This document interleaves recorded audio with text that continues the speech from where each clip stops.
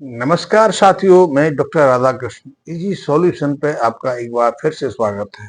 सबसे पहले तो आपसे एक अनुरोध है, यदि अभी तक आपने मेरे चैनल को सब्सक्राइब नहीं किया है तो सब्सक्राइब भी कर लें। और आपके मन में ऑर्गेनिक खेती को लेकर कोई प्रश्न है, आप ऑर्गेनिक खेती में आगे बढ़ना चाहते हो या फिर रासायनिक खेती से बाहर आने की सोच रहे हो लेकिन निकल नहीं पा रहे हो, आपको पूरी उत्पादकता नहीं मिलती या किसी तरह की परेशानी खड़ी होती है और इस संबंध में कुछ जिज्ञासा है तो इस संबंध में अपना प्रश्न मुझे भेज सकते हो। आज हम बात करेंगे कि यदि आप साग सब्जियों की फसलें करते हैं और वर्षों से आप टमाटर की कर रहे हैं, बैंगन की कर रहे हैं, और टमाटर की यदि बात करें तो वर्षों से आप टमाटर की खेती करते हैं, आपने पर्याप्त प्रकाश प्रयास कर लिए, आपने हर तरह के उर्वरक डाल के देख लिए, दवाएं डाल के देख ली, ग्रोथ प्रमोटर डाल के देख लिए, लेकिन आपकी उत्पादकता, आपका जो प्रोडक्शन है वो नहीं बढ़ रहा बल्कि निरंतर गिर रहा है।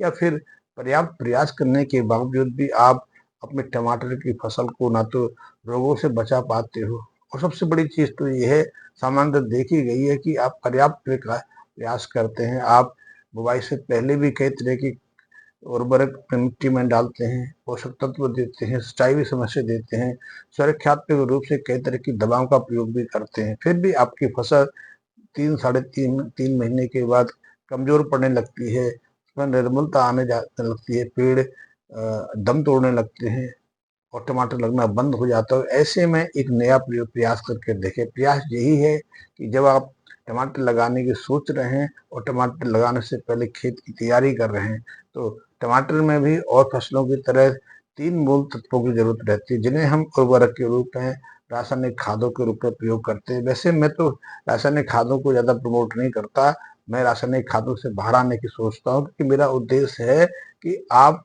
बिना किसी रासायनिक खादों के जैविक तरीके से और अच्छी उत्पादकता लें, क्योंकि हमारी फसलों में, हमारी सब्जियों में, हमारे दूसरी जो फल फूल हैं उनकी न्यूट्रिशन तभी बढ़ेगी जब हम रासायनिक खादों से बाहर आएंगे। रासायनिक खाद तो ऐसा है जैसे कि हम किसी मरीज को दबाव के सहारे जिंदा रखे हुए हैं, हम वेंटिलेटर पर किसी को जीवन दिए हुए हैं, या फिर हम जैसे कि आज के समय देख रहे हैं कि हम दिन भर कई तरह की दवाएं सेवन करते हैं, पर्याप्त प्रयास करते हैं, महीने 2 महीने में हमें मेडिकल एड लेने की जरूरत पड़ती है।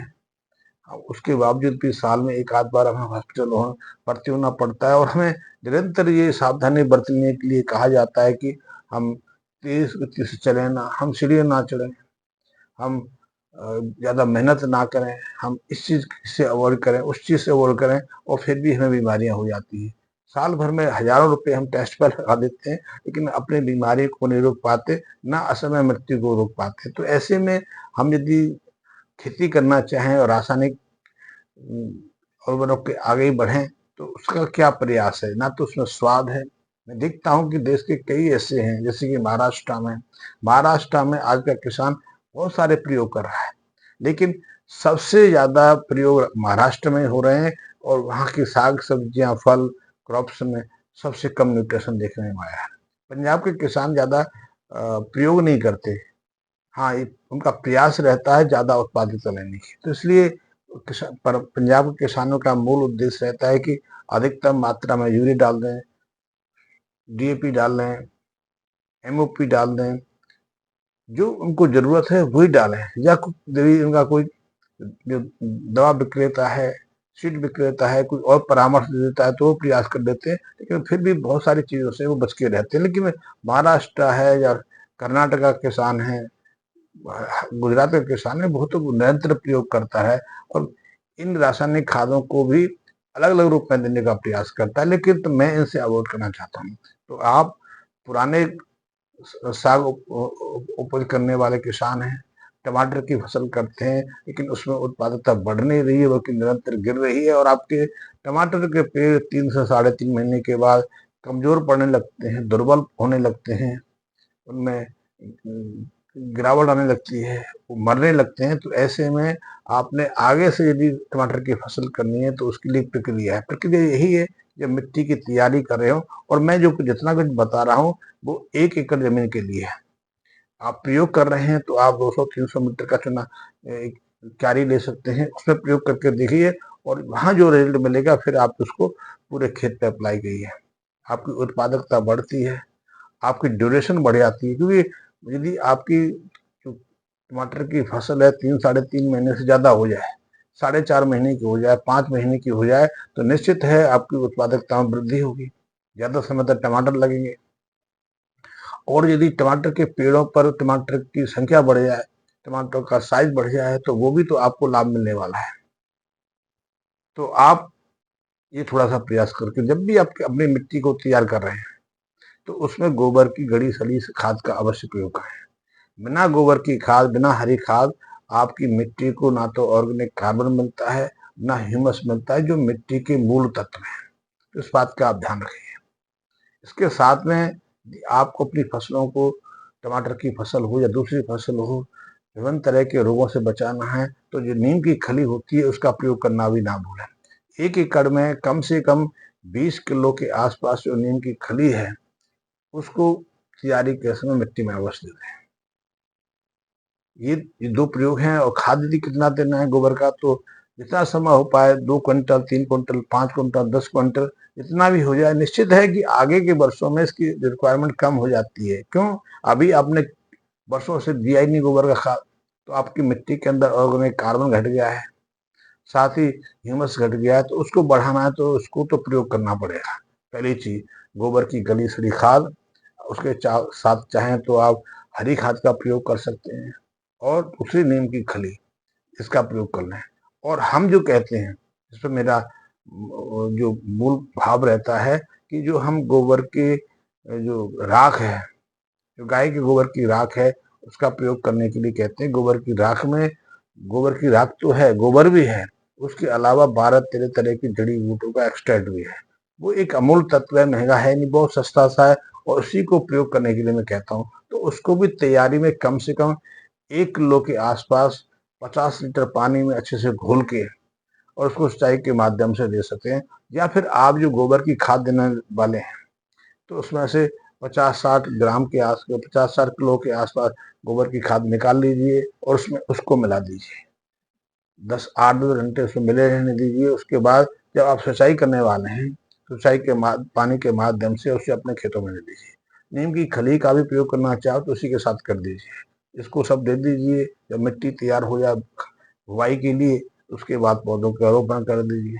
आप कोई भी बेस्ट पौधे ले सकते हैं, बेस्ट वैरायटी टमाटर की ले सकते हैं, उसकी आप अपने खेतों में बुवाई कर सकते हैं। क्योंकि जो टमाटर की बेस्ट वैरायटी मौसम के अनुसार है, प्रकृति के अनुसार है, आपकी जो भौगोलिक स्थिति उनके अनुसार है, वहाँ का वातावरण है, तापमान है, इन सब पर निर्भर करता है।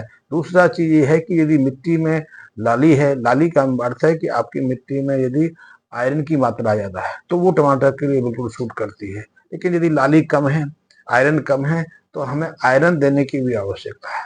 तो ऐसे में आप कम से कम 25-30 किलो प्रति एकड़ के आसपास फेरस सल्फेट का चुनाव कर सकते हैं। तो ये भी आप तैयारी के समय अपनी मिट्टी में दे दीजिए। इसके अलावा आपको, क्योंकि टमाटर के लिए पोटाशियम बहुत जरूरत है, पोटाशियम के साथ में सल्फेट की बहुत आवश्यकता है।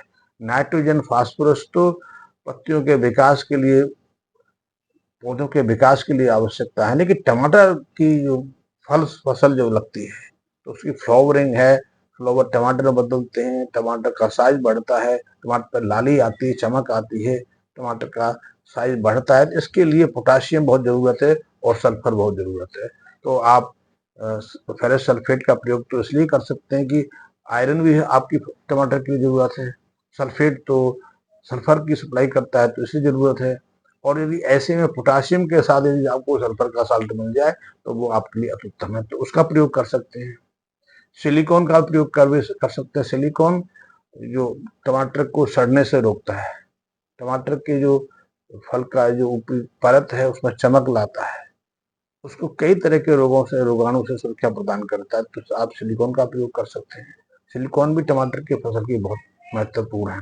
और यदि, और जो हमने आपको बताया कि गोबर की, गाय के गोबर का जो राख का पाउडर है, इसमें गोबर गोबर भी है, गोबर की राख भी है, और जो 12 तरह की जड़ी बूटियों का एक्सट्रैक्ट है।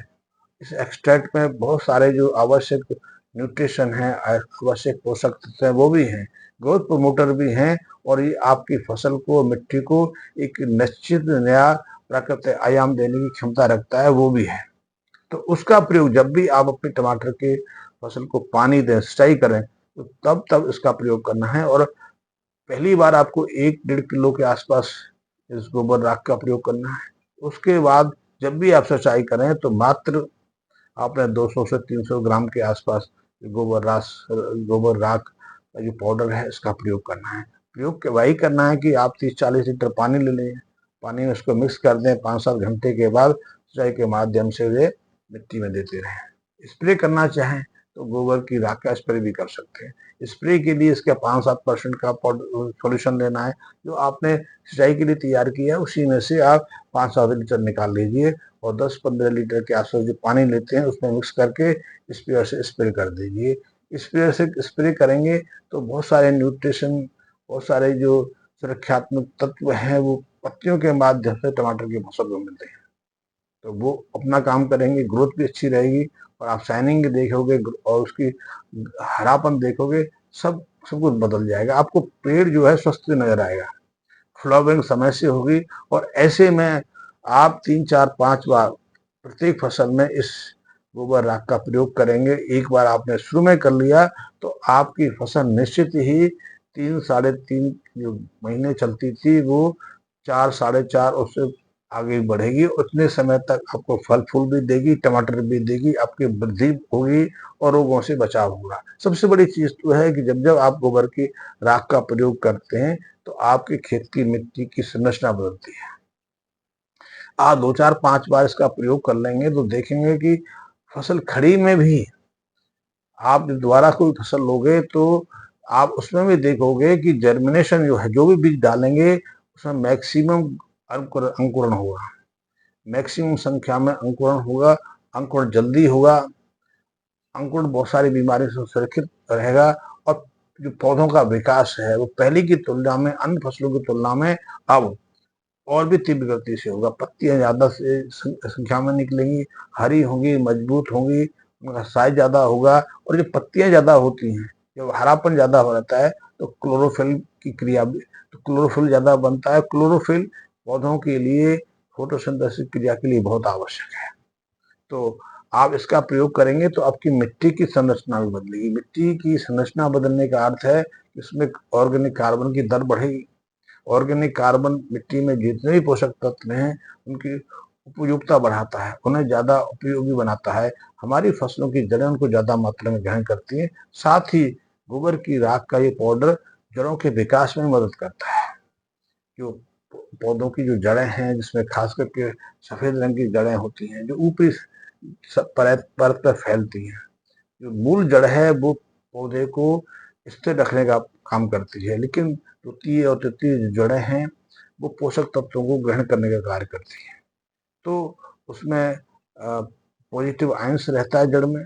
और जब ये गोबर की राख का प्रयोग करते हैं तो इससे कुछ जो पोषक तत्व है जैसे कैल्शियम है, फास्फोरस है, सल्फर है, जिंक है, पोटेशियम है, इनका पॉजिटिव आयंस जो है जड़ों को सहजता से उपलब्ध होता है, जड़ें उसको सहजता से ग्रहण कर पाती हैं। तो पोषकता भी बढ़ती है, इसलिए पौधों का विकास भी अच्छा होता है, फल का साइज बढ़ता है, फलों में स्वाद आता है, गंध आती है, अच्छी गंध महसूस होती है।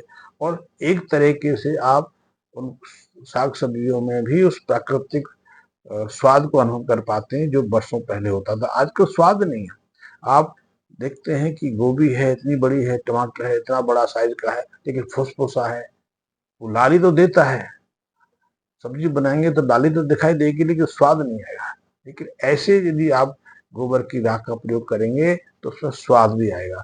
और सबसे बड़ी चीज तो मैंने ये कहा कि आपकी उत्पादकता बढ़ेगी। आप यदि अभी तक के प्रयास से निराश होने लगे हैं कि अब आपका प्रयास अंतिम है, इससे ज्यादा आपकी खेती नहीं बढ़ सकती, तो एक बार इसको ट्रायल करके देखिए।